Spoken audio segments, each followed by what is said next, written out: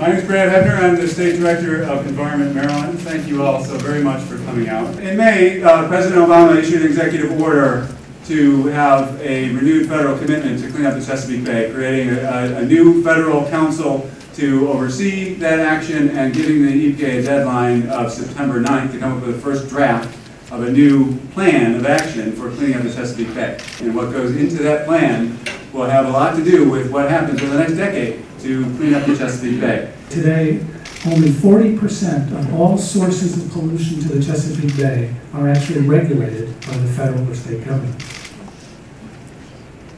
I don't think we get to a clean bay if that number stays at only 40%, and if we have an accountability system that is simply lacking for achieving these kinds of endpoints that we want.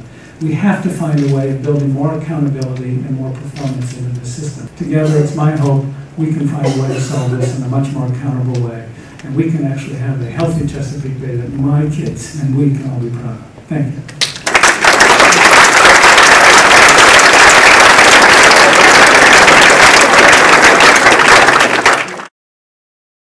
You cannot get where you need to get to and where we want you to get to unless we have some kind of conversation where we have some control over local land use and zoning at the federal level. It's going to take a lot of chutzpah, a lot of guts, a lot of backbone. I know you have it, Chuck, and I know Lisa has it too, but you got to bring it because we're not going to get there until you do. We are here to support the cleanup, the whole watershed. We see a lot of great progress because of the community activism, but that does not substitute for the enforcement of the federal government by the EPA and the other agencies that have authority over the different laws. We're starting to see a change, but we need more.